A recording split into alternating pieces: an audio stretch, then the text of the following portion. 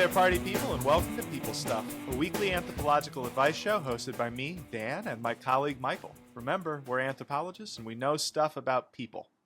People stuff. This week, we're talking about Zen monasteries, children's allowance, and hoarding.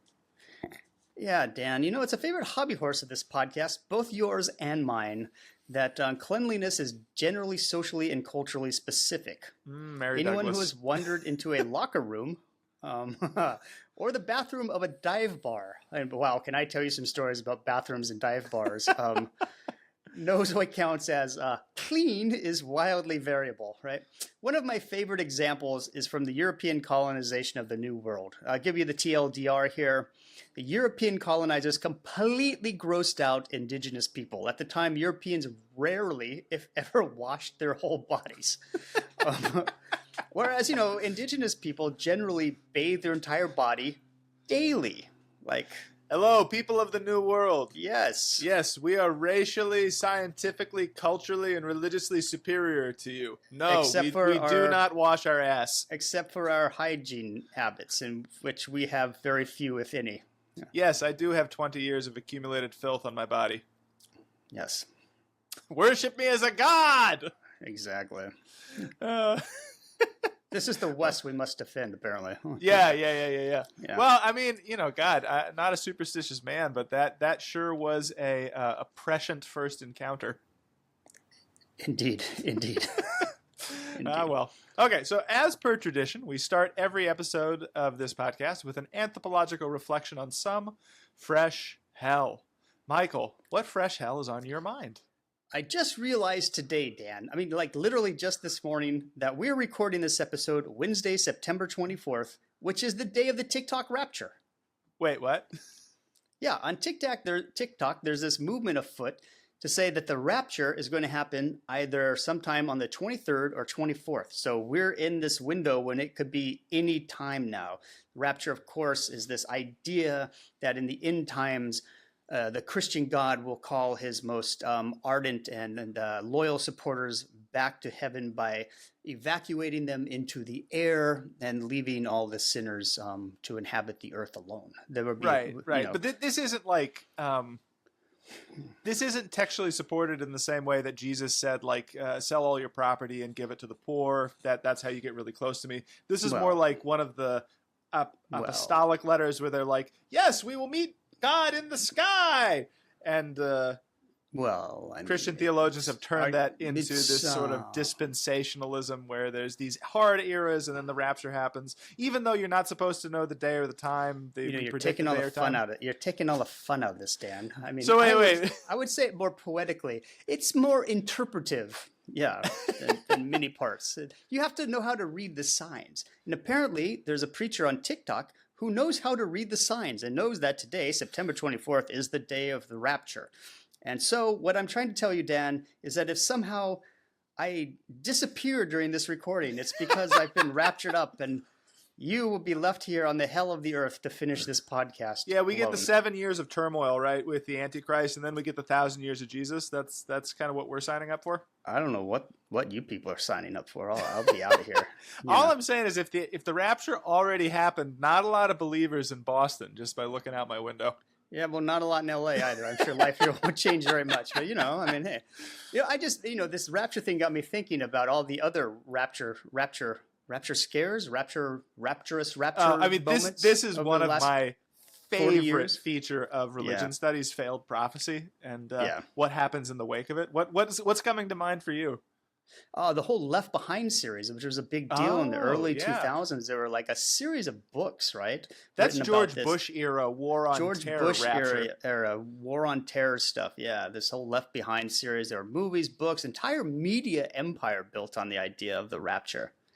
And then what happened when the rapture didn't occur on schedule? Well, his sales fell. Yeah. It was bad for business. But of course, on the other hand, if the rapture would have happened, sales probably still would have fell, right?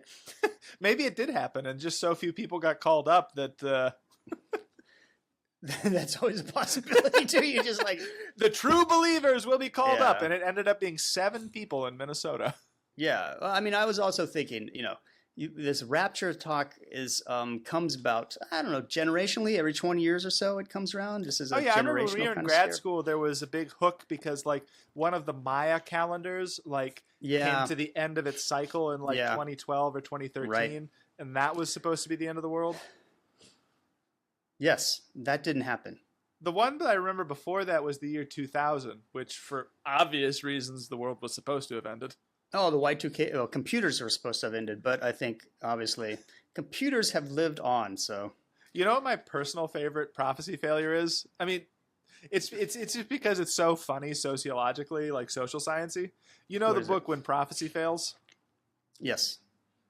For the listeners of this podcast, this is like a classic cautionary tale in social science methods, and it was conducted by social psychologists, I believe, before they had whatever ethics they currently have. And there was somewhere in the Midwest, there was a doomsday cult, like a flying saucer cult, that on a particular day, the saucers were going to show up, take the true believers away, and then the world was going to end. And so a professor at the university, they send a grad student out to infiltrate the cult and take some notes. The grad student shows up and is like, oh yeah, they just let me in. And so then the professor's like, oh, let's send some more grad students. And so they keep sending them. And the cult is like, oh, our message must be really accurate. Resonating. Yeah, it must be really resonating with the university people. Yeah. Oh, they're so attentive. They're taking notes on everything we're saying. Wow. Oh, they can these young people just keep showing up. And so you get to this point where it's like, is it more cult or grad student? Yeah, right. The cult is like 3/4 grad students. Yeah. But then, you know, I feel like a lot of social science fields are actually like this, right? Yeah. The real secret is that the graduate students were just recreating what they knew from the university, and they showed up and they're like, oh, a charismatic diva who offers us nothing material? Yes, I will stick around for this. Yeah, that's that describes a lot of graduate education, doesn't it? But then, you know, the prophecy, the saucers are supposed to come. Obviously, they don't show up. Or they show up and they don't pick up these people. We don't know. Did they get any cult members going the other way, moving into academia from the cult? They didn't mention that. They just want to continue being in a cult-like environment, so they just moved to the university? But this is the study that actually came up with the concept of cognitive dissonance. And, like, how do you deal with the fact the world contradicts your belief? Right. And, you know, they basically say that you kind of have two options. You either double down, and it's like, oh, we got the date wrong. No, it's happening in 2 weeks, which is what they did at first. And then it didn't happen again. And so what they did is they said, oh, it was all a metaphor. The saucers were the friends we made along the way, and we have to spread the message.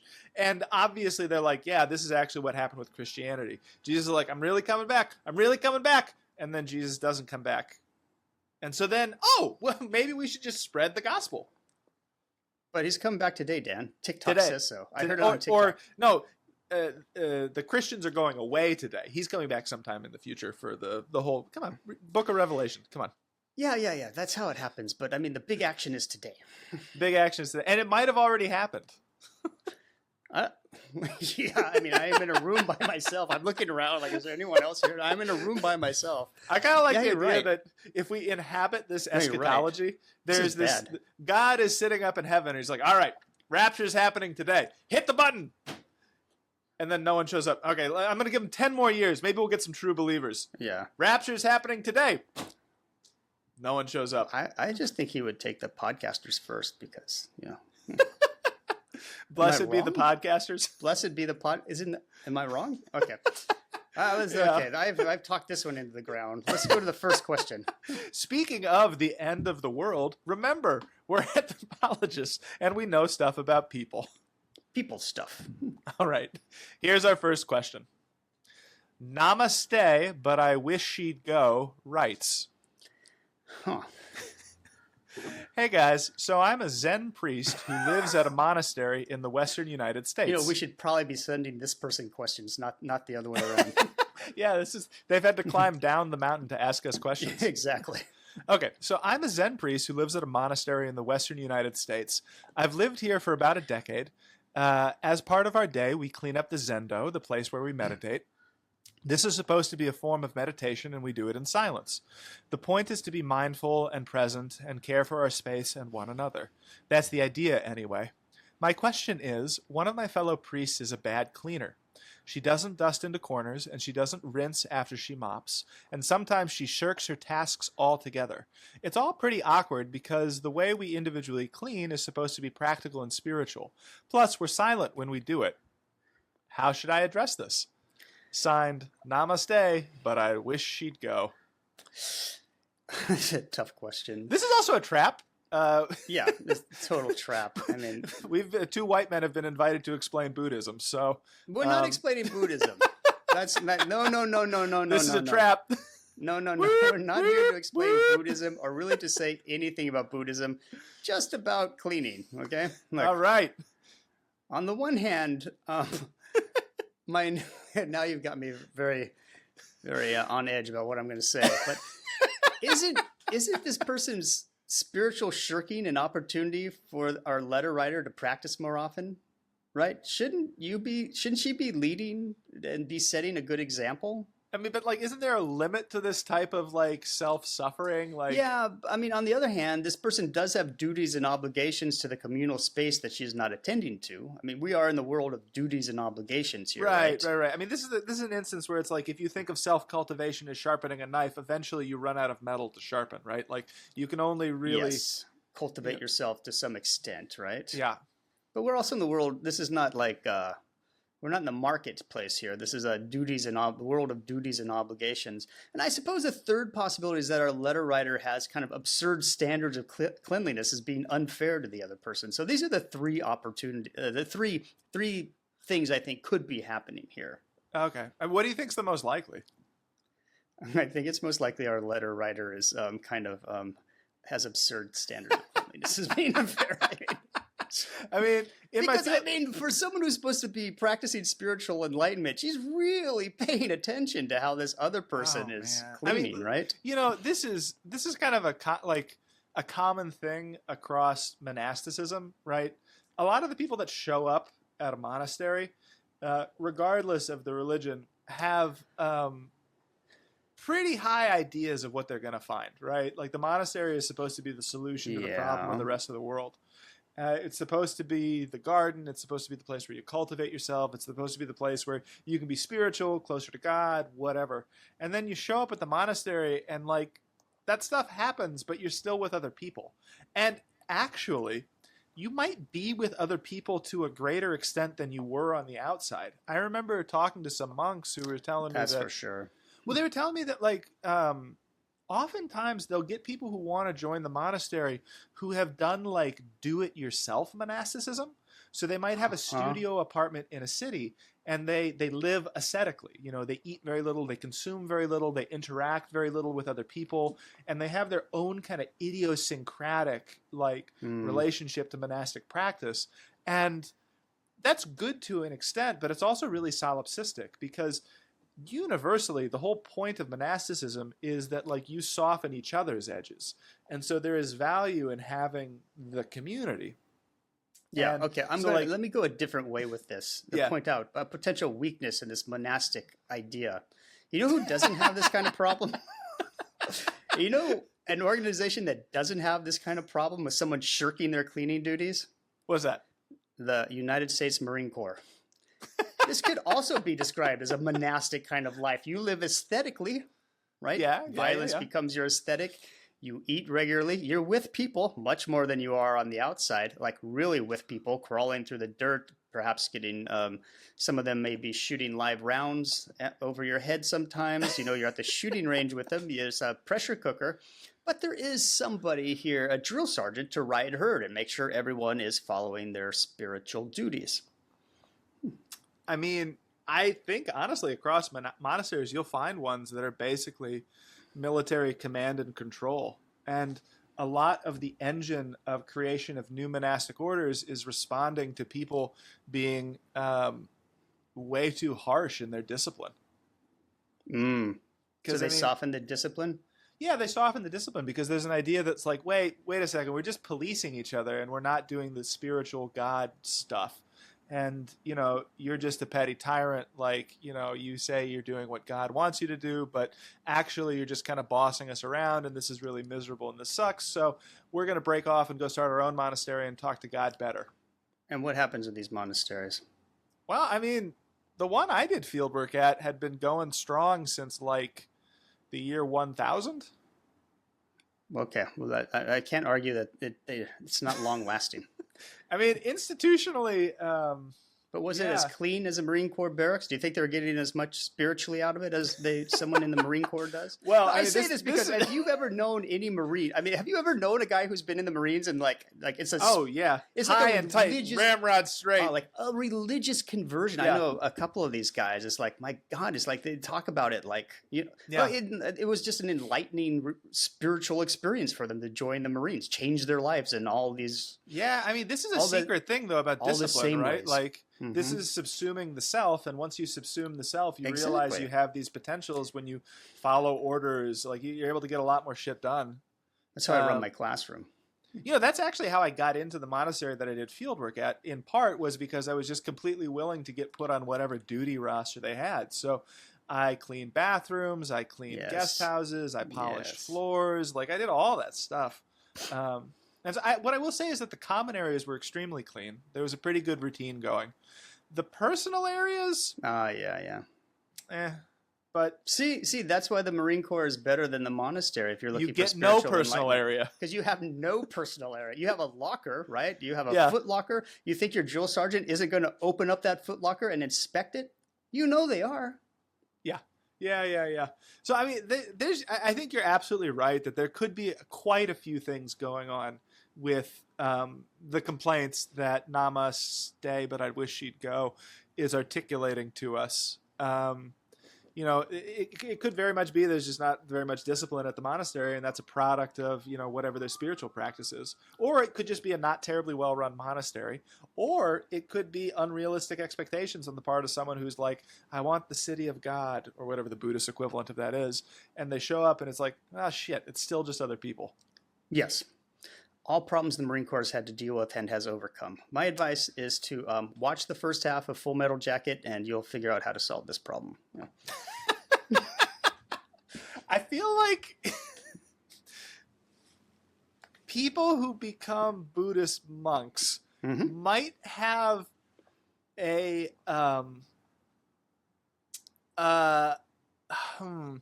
relationship to violence that is mutually exclusive with that which happens in the Marine Corps. Well, I'll just say this, Dan. You come down to the mountain for advice, you get very down mountain advice. You don't want that advice? Stay up on the mountain. You came down mountain. Here's some valley. Here's some advice straight from the valley. Yeah, this is what the heathens are thinking. Yeah, exactly. Okay, you want to go to the second question? Wait, but did we ever give her any advice about how she should address this? No. I think it's an intractable problem. I think, okay, depending on how you diagnose it, I think there could be potential solutions to this, right? If it's a you problem where you're like, you have way too high expectations for the monastery, like, then you just got to deal with it. And you got to talk to whoever your spiritual advisor is or get some perspective somehow. The meditation, I think, is supposed to help with that. Mm-hmm. Right? But if this person actually sucks at cleaning, like, then that's a much more human organizational problem that the Marine Corps shit might help with. Well, what was your first one? Talk to your spiritual advisor? Yeah, because if it is an issue that, like, you just need more perspective and, like, you're being unreasonable, that's a you problem. That's like you talk to the drill sergeant about how to do things? Yeah, something like that. Okay, see. More meditation. More meditation. Read some Marine Corps memoirs. You might, find some solutions in there. All right. All right, you ready for the second question? Yeah, but first, remember, if you have a question, you can write to us or leave us a voice memo at people-stuff.com. People-stuff.com. Please do. Please leave us a voice question. Those are very fun. Okay. All right, Michael, hit me. Here's the second question. Pennywise, or Pound Foolish, writes, Hey there. Long-time listener, first-time writer. Oh, thanks. My wife and I have 2 kids, a 5-year-old and a 7-year-old. We live on a houseboat in a small resort town. Okay, that's an interesting life choice right there. We think it's important they do stuff around the house. Boat, dishes, vacuuming, taking out the trash. Normal boat stuff. Now, my wife thinks we should be paying our kids to do all this, an allowance that we take away if they don't do it. I think they should just do the chores because they're members of the house. And if they need money for stuff, we should just give it to them. I guess it's also worth mentioning that my wife grew up with money and I didn't. Which of us is right? Signed, penny wise or pound foolish? Before we answer this question, I love the idea of, well, you can't go out until you vacuum the boat. Yeah, I love it. Where are you going to go? You got to get in a smaller boat and row to shore? I mean... Okay. Okay. Well, do I also have to vacuum that boat before I can go to shore? Dad, this is just not usually a chore that I would associate with a boat. You scrub the boat, you pump the boat, you paint the boat, you vacuum the boat. Get the barnacles off and vacuum. Okay. I guess a houseboat would have carpet. I don't know. Would it? Shows the sheltered life I've led. Yeah. All right. Well, I mean, I guess in my experience, I've met reasonable people who are kind of on either side of this, where they, try and teach their kids about money via an allowance, or, they don't, and they just kind of let stuff ride. I think oftentimes when people are giving their kids an allowance, it's like they have this idea that they're training them to use money, think about money, save money, make their own purchases. And in short, they're teaching them how to live in a cash economy, a wage labor economy, and a capitalist economy. Right. That's a terrible way to teach your kid today, because we don't live in any of those economies. What they need to learn is how to live in a financialized economy. We'll come back to that. We will come back to that.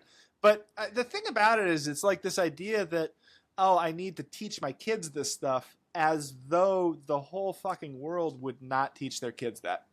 Right? Like, it is inescapable that you have to learn how to deal with money. It's true. I mean, that's a very, very good point. I mean, it's not like your kid's going to become a raving socialist if you don't give them an allowance, right? And teach them about money. The reality of provisioning yourself, it hits you eventually. And, kids mostly learn by example, seeing what you do. So if you're scrupulous with your money or you're bad with your money, they're probably going to internalize that.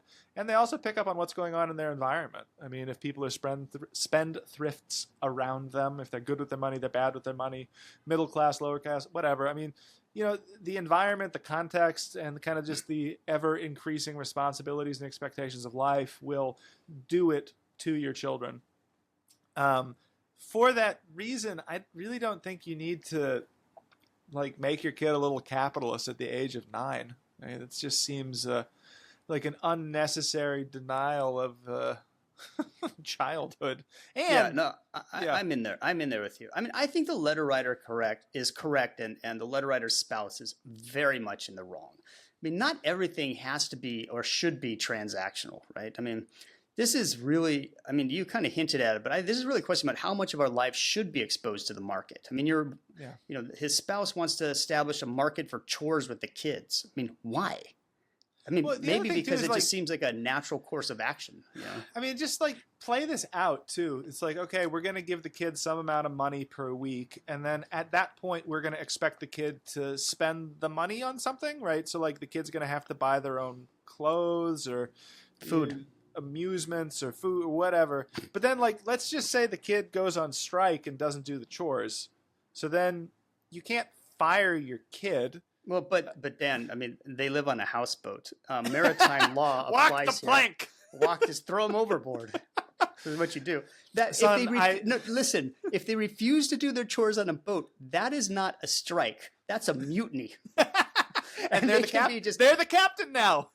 No, they're not. Not if you throw them off the boat. I mean, literally, off the boat. Children, it's time we had a conversation about piracy. There may come a time when we stop provisioning you, and you need to go and find your own boat. This is a resort town. Yes. As such, we have lots of drunk yachties. So what you need to do is you need to wait for the Jimmy Buffett cover band to start playing at 5 o'clock. Now, let's be real. 2 o'clock on a Thursday. Yeah. Let it go for about an hour. When you hear people singing along to Margaritaville, that's your opportunity. Go, cut the moorings, and take the boats. And they're yours. That is law of the sea. That's shockingly good advice. I mean, once you're in international waters, anything goes, right? Okay. Did they say they were on the ocean or a lake? What are we working at there? I'm going with ocean because it's so much more fun. But I mean, look, okay. But actually, this mutiny talk, as ridiculous as it is, brings up the actual point I want to make here. And it's the point that's in the previous letter writers, the Zen priest who wrote us about their unfortunate situation in the monastery. Some relationships are based on obligation and duty and not market rates, or I mean, this is one of them. You're a member of the household. Hey, pitch in. That's it, right? Keep the market outside of your house. Make sure you impress upon your kids that they should always, and I mean always, return the grocery cart to the designated area after buying groceries. We live in a society. I mean, this actually gives me a bit more sympathy too for the first letter writer. I mean, part of I think what's going on with Namaste is that, if she's coming out of our society, you really are forced to transactionalize everything.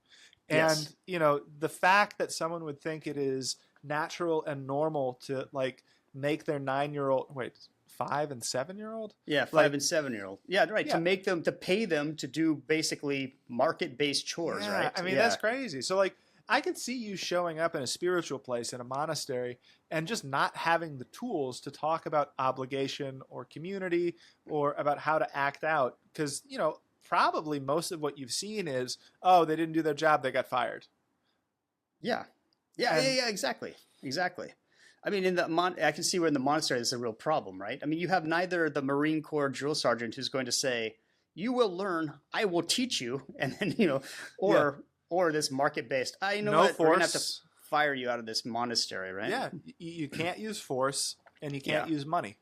You actually have to cultivate your relationships in your community, and people don't usually even have the basic vocabulary to understand the distinction between those things, which is what we're dealing with the allowance question. I mean, right? you just said you don't have force and you don't have money, so you have to cultivate relationships.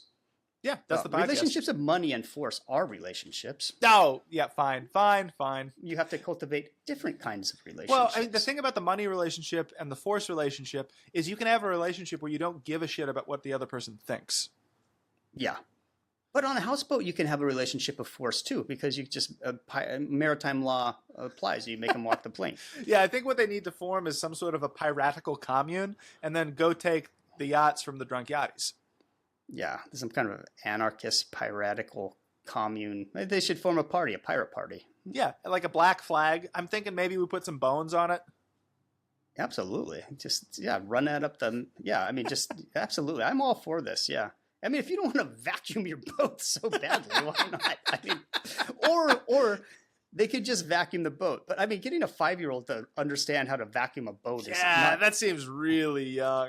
I mean, I have a 5-year-old, and getting her to learn to... I can sometimes get her very interested in cleaning things, and she'll get obsessively into cleaning things and picking up. And then sometimes it's just she's like, I'm going to drop this on the floor and Daddy will pick it up. Yeah, it just, I don't get how groups like the ACA get their kids to juggle machetes and start fires. Oh, I do, because the stakes are so high. Yeah. I mean, and it's reinforced everywhere. I mean, they don't have the childhood idea. Also, I mean, if every time my daughter dropped something on the floor, she got burned by fire, I'm sure she would learn not to drop things on the floor. But the Marine drill sergeant is coming out. I mean, there are effective methods that are not available to me in 21st century Los Angeles. Let me put it that way. Remember what I'm supposed to do? I'm happy about that. Yeah, no, I'm happy with that too. I mean, those are the stakes for the ACA, right? I mean, you're gonna cut yourself. They also have this respect for the autonomy of the other person, which I think is great. I mean, there's this kind of lack of coercion that's built in. And when you're trying to bribe your kids to do chores, there's a very crude form of coercion that's going on. Yeah. Coercion through money is not a good form of coercion. You also don't want your kid to increasingly have that relationship with you. I mean, that seems a little more transactional. I mean, to me, that is the real danger of the spouse's approach in this letter. It's that you establish that the relationship with your children is transactional.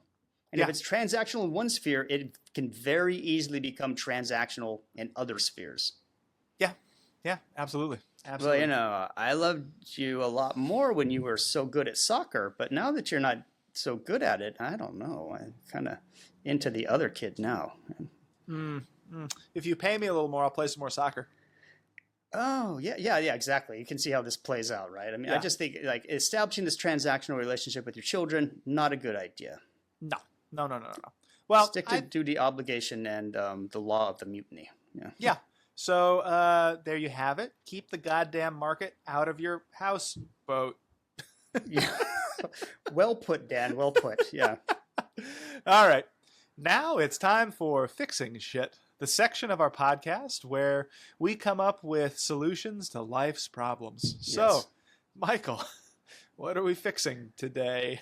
Why are you laughing, Dan? Is it because you're looking at our podcast outline and you see what we're fixing? Is that why your laughter came before I said it? No, this is going to be a complete surprise to me. Okay. What are we fixing today? Well, Congress. Oh, Michael, what's wrong with Congress? Not as much as people think. People complain all the time about Congress, but there's just two things wrong with Congress. Just two? That should be a quick fix. They are kind of big things, but there's just two, okay? Uh-huh. Okay, first is that people in Congress should need to think of themselves more about being in a legislature than being in a political party. Oh, Michael, this is brilliant. I mean, this actually is like the big problem. That is the problem, right? With U.S. constitutional order. They didn't anticipate political parties. Yeah, Congress is a co-equal branch of government. Stop giving all your power to the executive branch. Flex your power a bit. Think of yourselves as Congress. I'm a co-equal branch of governor. Let me tell you, if Congress impeached some chicken shit undersecretary from the Department of Justice for breaking the law, committing perjury, something like that, that would do wonders to chastening the executive branch. Yeah, that's my whole point. It doesn't have to be much. And also, this is not like a partisan issue, right? I mean, it's not like this is just happens when the Democrat or Republican is president. This has been going on for 50 years. Congress has been giving their power over to the executive branch. Probably since FDR, honestly. I mean, that was really since FDR. Okay, 80 years. This is a long-term problem. They just, this whole tariff deal is because Congress used to have control of tariffs. It is explicitly in the Constitution that Congress can levy tariffs, not the executive. Congress used to have control of pardons. It's in the Declaration of Independence. Yes, but now the executive branch just de facto does it. You're right. I mean, they should just start impeaching some chicken shit undersecretaries in various agencies of the executive branch and just take it back, because they're not going to be able to take it back all at once. It's going to have to be bit by bit. No, and the higher up the hierarchy you go, the more partisan it is. Yeah. So if you just get start low. Some chicken shit undersecretary who is too full of themselves, perjured themselves in their confirmation process, and is now a lackey to the president, just... You don't even have to just start with the low-hanging fruit. Just some guy who's an asshole. I don't like that guy. He's an asshole. Let's impeach him. Just everyone take it back. Can agree. There's probably one undersecretary that everyone hates. Yeah, like the Ted Cruz of undersecretaries that people just easily don't like. Get rid of that guy. Hey Ted, what was that undersecretary that you really liked? Yeah, no reason. Just wondering. Yeah, exactly. Okay, there's a second problem though. Oh, and the second problem. Hold on. We've not even. Just one more thing about this one. Go on. This one. I hate to admit it, but like when I hear this problem about like how to make Congress act more like an institution that sees itself as an institution as opposed to just sort of like a waiting room for one political party or the other. Yes. Like I start thinking like a management consultant. It's like, well, you guys need to have an offsite. You need to have trust building exercises, but like that won't work. But like you actually do need to have. Actually, that's not a bad idea. You should think like a management consultant here. They need to bond somehow, and they need to bond somehow. And you would have thought that January 6th would have bonded them. Yeah, I mean, I think if a couple of them had actually been seriously injured, that probably would have been more bonding. I think you're probably right with the algebra of an event like that. But I mean, the partisanship thing, like people just do not see themselves as members of an institution. Rather, it's probably the way money flows into Congress, right? I mean, money flows through big donors, and they want a single agenda. Well, this is actually the secret. Like the DNC or the RNC, they're kind of empty shells, and most campaign money runs through either the Speaker of the House or the Minority Leader or the majority of the. Yeah, they have like PACs of this sort. Yeah, so like they are actually the money spigots. So there's a huge amount of hierarchy built into the institution. My second fix addresses this directly. All right. And here it is. Too many people in Congress forget that they represent their constituents and are not just a vote for the national party line. This is obviously related to my first one, but the solution to this problem is to bring back pork barrel spending. Yeah. Right? Yeah. All these earmarks and inefficiencies that come along with pork barrel spending, that is spending on local projects through attachments to bills, is absolutely essential to bipartisanship. It's this kind of haggling and negotiating that actually makes Congress work as an institution. I mean, nothing says let's work together like money going to hyper-local projects, right? Yeah, bipartisan budget process. I mean, and this is one of the most harmful things that's happened in the last, this administration, is these congressional rescissions where the majority party is picking and choosing parts of the budget to take back, because it means that whatever remains of this kind of earmark, spread it around, we can all do this, is getting eroded.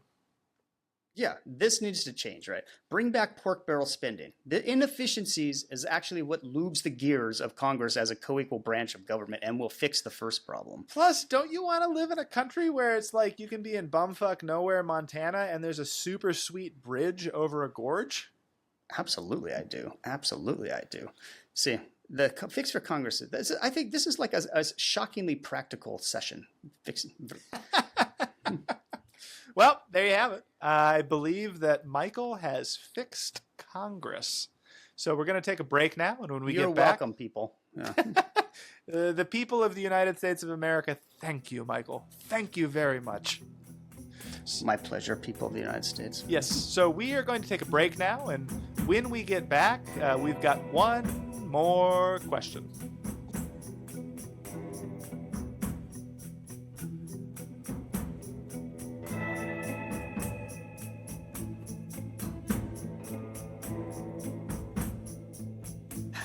All right. Our last question. No Joy is Sparked writes, "Hey guys, love listening on the drive home. Anyway, there's no easy way to say this, but my dad is a hoarder. He lives in a suburban house that is jammed to the gills with books and furniture and trinkets and doodads. You go into the kitchen and there are 5 cutting boards. On the stove, there are 4 kettles. Walking around anywhere in the house is like walking a very narrow shoveled path between 2 snowdrifts." Good metaphor work. That is very good. I guess it's a simile. "It's hard to relax there when I go over, and it's gotten to the point where I sort of dread visiting. I love my dad and want to be there for him, but I really don't want to feel this way. What should I do? Signed, No Joy is Sparked." I don't want to feel this way. I mean, what do you do when people say that? I mean, okay. I give That's them a the way hug. you feel. Yeah, a hug? Okay, sure. You don't want to feel this way? Nobody wants anything. That's what we get. As borne out by a study. Michael coming in hard with Hobbes' State of Nature. Go fuck yourself. Well, I mean, with this hoarding question, yes. I mean, obviously, this is just how Americans are. I mean, I don't know. It just maybe I'm just responding to you my own fat Americans with your consumption. Yeah, exactly. I might be responding here. I will drive across the parking lot to go to the other store. To my own future consumption, my own future consumption, and also my own future fate. But I might. But it's like, I don't know, 15 years ago, there was a study out of the UCLA anthropology department. I think Eleanor Oakes was the lead author that studied Americans and their stuff. They went into, I think, 50 or 60 households around the country, interviewed people about their possessions, took pictures of all of their houses and their stuff, and this is exactly what they found. House after house, stuffed to the gills with stuff, just random stuff. Doodads, trinkets people had picked up along the way, 4 kettles, 8 kettles, 12 kettles, just stuff everywhere in all of these houses. So much, I mean, stuff to the gills where people couldn't walk, couldn't move. And not only that, a lot of these people whose houses were stuffed like this also had storage units that were also stuffed to the gills, right? I mean, as American houses have gotten bigger over the last 20 or 30 years, people have just gotten more stuff. It's just an endemic problem of consumption in the United States. What was their theory of it? Like, how'd they explain it? I don't really remember that part. I just remember. You remember reading it and thinking, wow, this is really accurate. I mean, sometimes you read these things. This is me. It's like, well, yeah. I mean, of course you recognize yourself in that, but then it's just like this. It's just this cultural quirk of Americans, right? I mean, what are you supposed to? I mean, you could theorize it a bunch of different ways, but I mean, one theory is that, you know, as the American economy has become driven more by consumption, this happens, right? Americans are good at one thing, and that is consuming things, right? Consuming cheap stuff. And you're swimming in marketing that reinforces over and over and over and over and over again that it's the things that make you who you are. So if you get the thing, you become the person. You know, everyone's looking for the quick technological fix to their problems. You know, there's a million reasons this happened. I mean, you could look at production moving. You know, the price and the falling price of commodities from the 90s and 2000s, and how cheap things are at places like Walmart and Amazon, and then what's the new one? Tenru. Oh, Temu, yeah. Yeah, and so forth. It's such a funny one, because it really is this moment of like insane material abundance. I mean, you don't have to go too far back in history that any given one of these goods, you know, a tea kettle or something like that, would have been a nice aspirational item to have. Prized possession. No, it's like, so my parents have some of their great grandparents' things, you know, and you look at what those prized possessions are. One is like this, a cookie jar, and another one is an old butter churn that must date from the 1800s sometime, right? Yeah, labor saver. Like a butter churn. Yeah, I mean, that's like prized possession. You know, not that much survives, and for the butter churn to survive is actually quite amazing. But it's very thick, right? This butter churn is like thick ceramic. The other historical, so like that's like the coming of industrialization, and so then like you get these household goods that are promised as labor savers, and you know they do different things to how the house is operated, and that's like one version of like aspirational consumption that has absolutely gotten out of hand. But another version of this is, I remember, you know, growing up, you know, hearing a lot about the Great Depression. And I had a great grandmother who, the story in the family at least, is that like she was absolutely scarred by the Great Depression, and so then never got rid of anything. You know, folded up aluminum foil, saved square bits of string, and so this definitely describes my grandparents perfectly, right? And when my grandmother died, her house was full of stuff like that. Just bits of string, folded up aluminum, you know, washing out plastic bags, all of this kind of thing. Yeah, and it's always this idea that's like, well, I might need it. I might need it. I might need it. I might need it. And, you know, she died with a house full of ephemera, if we want to be kind. We should be kind, yeah. Ephemera is a good way to put it. It's, that was disturbing going through all my grandmother's things when she passed away. But the funny thing about the consumption habits of boomers and like this tendency to hoard is they're not touched by the first stirrings of industrialization and the unique promise of these aspirational labor savers, nor are they touched by the material deprivation of the Great Depression. Right? No. It's just It's ever increasing consumer prosperity is what's sitting behind their hoarding. And what is it primarily? You know, the plastic nature of plastic. You can make anything, anything, right? And there's just so much more to buy actually than there used to be. So. And there's just relentless propaganda about buying it. It's like, oh, you have to make your holiday special. Buy more Christmas ornaments. Buy more things to decorate the house. I mean, you got to make Halloween special. Buy a 13-foot tall plastic skeleton. If we can take anything from this, it's that marketing is very effective. Extremely. People love to shit on the social sciences, but my God, marketing is effective. Yeah, no kidding. Marketing is wildly effective. It works. And guys, marketing is just a polite word for capitalist propaganda.